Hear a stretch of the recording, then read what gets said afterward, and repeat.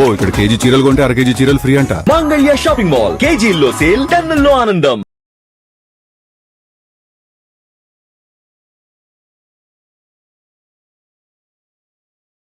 ఒక పెద్ద సాయిబాబా ఆలయంలో ఓవైపు శివుడు ఉంటాడు, ఓవైపు ఇంకా రాధాకృష్ణులు ఉంటారు, తర్వాత రామ లక్ష్మణులు ఉంటారు. ఇలాగా హిందూ దేవతలందరూ కొలువై ఉంటారు. దీన్ని కూడా తప్పుపడుతున్న వాళ్ళు ఉన్నారు. ఇలా మల్టీప్లెక్స్ టెంపుల్స్ గా మార్చేస్తున్నారు సాయిబాబా ఆలయాల్ని. ఎందుకంటే హిందువుల్ని అక్కడికి రప్పించడానికి కోట్లాది రూపాయలు ఆయనకి హుండీ ఆదాయం వస్తుంది, చారిటీ పేరుతో చేస్తున్నది తక్కువే అని అనే వాళ్ళకి మీరిచ్చే సమాధానం. అసలు first of all Shirdi Sai Samsthan అది ఎవరో దారిని పోయే వాళ్ళ చేత మెయింటైన్ చేయబట్టలేదండి. ఇది కనీసం గమనించాలి. అది మహారాష్ట్ర గవర్నమెంట్ అండర్లో ఉంది. దానికి ఒక కలెక్టర్ అధిపతిగా ఉంటాడు. అది కంప్లీట్లీ గవర్న్ బై గవర్నమెంట్ అది. అందుకని వాళ్ళ ఫండ్స్ అంతా కూడా లెక్కలున్నాయి, ఆడిటింగ్ జరుగుతుంది, దానిపైన కోర్టు దృష్టి ఉంటుంది దానికి. కాబట్టి అది ఏదో మూటలు మోసుకోబోతున్నారు, ఇది చాలా కామెడీగా ఉంటుంది, అది చాలా హాస్యాస్పదంగా. అంటే మన మేధస్సు ఏ స్థాయికి పడిపోయిందో చూడండి. కనీసం అంత పెద్ద సంస్థానంలో మన చిన్న గుళ్ళో తీసుకెళ్ళమన్నాడట. మన దీనికే ఊరుకోవే, చిన్న గుళ్ళోనే అంత పెద్దది అట్లా వేరే వాళ్ళు మూటలు మోసుకొని తీసుకుపోతుంటే సరే తీసుకుపోండి అని చెప్తారా? అసలు అది ఏమన్నా అర్థవంతంగా ఉందని చాలా హాస్యాస్పదమైన విషయం. ఏమాత్రం కనీసం విఘ్నత ఉన్న వాళ్ళకి తెలిసిపోతుంది ఇదేదో మార్ఫింగ్ది, లేకపోతే వేరే ఫోటో దీన్ని ఏదో చేస్తున్నారు. కాబట్టి సాయిబాబా ఇంకో విషయం తెలుసా అండి, సాయిబాబా భక్తుడు ఒక అతనున్నాడు అబ్దుల్లా అని.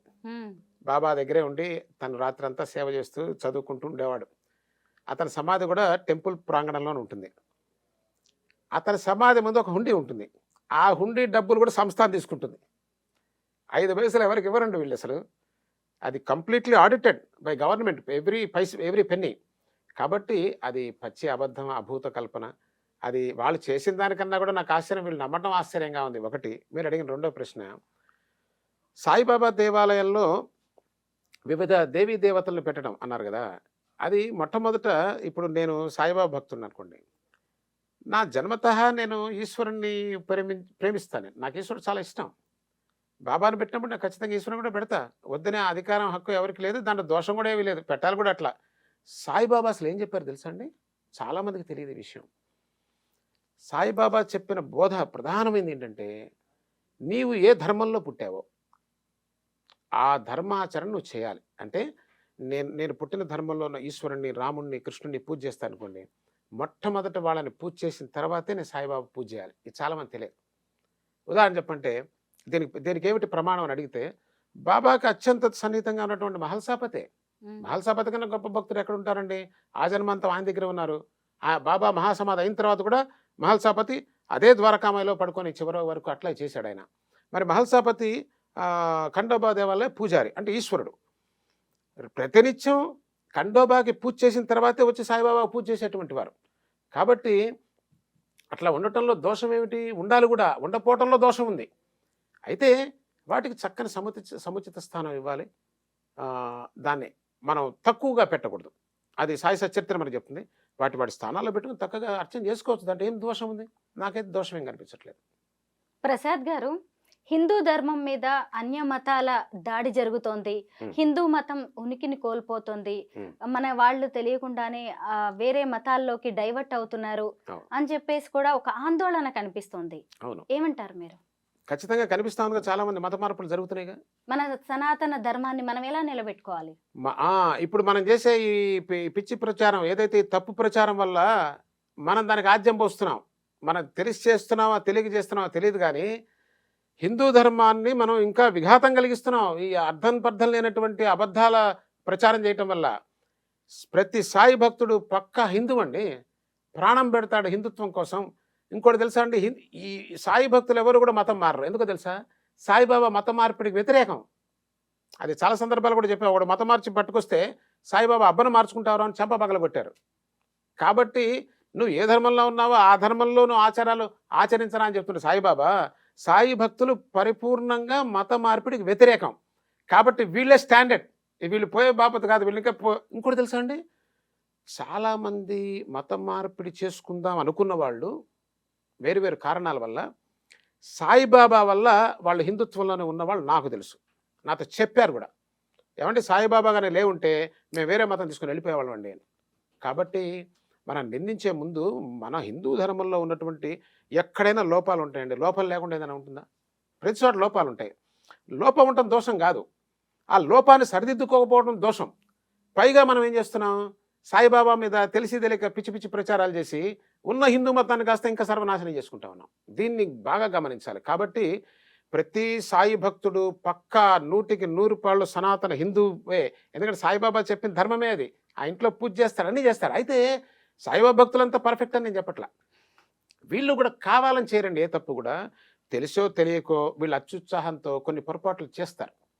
ఎందుకంటే నేను కూడా విన్నా ఈ మధ్య కాలంలో, ఏమంటే సాయిబాబాకి ఏం లేదండి, మీరు ఎట్లయినా పోవచ్చు, ఆయనకేం అంటూ ఇది లేదు. అది తప్పండి. అది తెలియక మూర్ఖత్వంతో చేసేటువంటి ప్రచారమే తప్ప దాని లోపల విఘ్నత లేదు. అంటే మీరు సాయి సత్యని సరిగా చదవలా. సాయిబాబాకి లేకపోవచ్చండి, సాయిబాబాకి ఉండదు. ఎందుకంటే ఆయన వెలిగిపోయే అగ్ని శిఖ, ఆయన జ్ఞాన శిఖ, ఆయన పరమ పవిత్రుడైన ఆయన స్నానం చేయలేదని నువ్వు స్నానం చేయకుండా ఉంటావా? ఆయన స్నానం చేయకపోయినా దివ్య పురుషుడు, ఆయన వెలిగిపోతూ ఉండేటువంటి వాడు. ఆయనకు అవసరం ఏముంటుంది? బాబా అట్లా చేశారని మనం చేయకూడదండి. ఎప్పుడు కూడా మనం శుచిగా ఉండాలి, శుభ్రంగా ఉండాలి. బాబా దగ్గర సాత్విక నైవేద్యమే పెట్టాలి. ఏ నైవేద్యాలు పెడితే ఆ నైవేద్యాలు పెట్టకూడదు. మీ ముఖంగా అందరికీ తెలియజేస్తున్నా. దయచేసి సాయి భక్తులారా, మీరు ఉత్సాహంతో చేస్తున్నారేమో తెలియక అది చేయకండి. అది నిషిద్ధం. మన సనాతన ధర్మం బాబా చెప్పింది ఏంటి? ఒకటే ముక్క. సనాతన ధర్మంలో ఏదుంటే అది చేయరా అన్నారా? సనాతన ధర్మంలో మనం వేరు మనం పెట్టం కదా దేవీ దేవతలకి. అట్లాగే సాయిబాబా కూడా చక్కగా ఏదో పాలు, పరమాన్నమో ఇటువంటి సాత్విక ఆహారం పెట్టాలి. అంతేగాని మనం ఇష్టం వచ్చినవి మనం పెట్టడానికి వీల్లేదు. సాయిబాబా మార్గాన్ని అనుసరించడం సనాతన ధర్మం అంటారా? 100కి 1000 పాళ్ళు. 100కి 1000 పాళ్ళు. అసలు సాయిబాబానే సనాతన ధర్మానికి వెన్నుముకండి. ఇంకోటి తెలుసా, ఈ రోజున దేశకాలమాన పరిస్థితుల్లో సాయిబాబా తత్వం చాలా చాలా చాలా అవసరం. ఎందుకో చెప్పమంటారా? సాయిబాబా మార్గంలో ప్రధానమైనది ప్రేమ. ప్రేమగా జీవించటం, సాటి మనిషిని గౌరవించటం, ఆకలితో ఉన్నవాడికి అన్నం పెట్టడం, జీవుల్లో భగవంతుని చూడమంటాం. ఇది ఎంత బాగుందండి, కరుణ దయ అంతా కూడా. దీనిలో ఏం దోషం ఉంది నాకు అర్థం కాలేదు. ఇది ఇది ఇది ఇబ్బంది కలిగిస్తుందా? ఎక్కడ నరకమని, చంపమని, కొట్టమని ఎక్కడా లేదే. మన సనాతన ధర్మంలో ఏదైతే చెప్పబడుతుందో దాన్ని మరింత ఘాటుగా, సూటిగా చెప్పారు. సాయి భక్తులంతా ఆచరిస్తున్నారు. మీరు ఏ దేవాలయానికి వెళ్ళండి, సాయిబాబా దేవాలయానికి చక్కగా అన్నదాన కార్యక్రమాలు జరుగుతాయి, మంచిగా భజనలు జరుగుతాయి, విష్ణు సహస్రనామ పారాయణ జరుగుతాయి, రామాయణం, భాగవతం, జ్ఞానేశ్వరి ఇవన్నీ పారాయణ చేస్తారు. ఎందుకు ఇంతకుముందు ఉన్నాయండి? ఇంత చేటు లేవు. బాబా తత్వం వచ్చిన తర్వాతే ఈ పారాయణలు బాగా పెరిగినాయి, భజనలు పెరిగినాయి. అందరికీ తెలిసిన విషయం ఏది. అన్నదాన కార్యక్రమాలు విరివిగా జరుగుతాయి.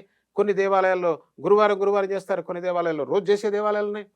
మానవతా దృక్పథాన్ని అద్భుతంగా పెంపొందించినటువంటి వారు సాయిబాబా అండి. సాయిబాబాకి సంబంధించి సమాజంలో చెలరేగుతున్న అనేక సందేహాలకు చక్కగా మీరు సమాధానాలు ఇచ్చారు.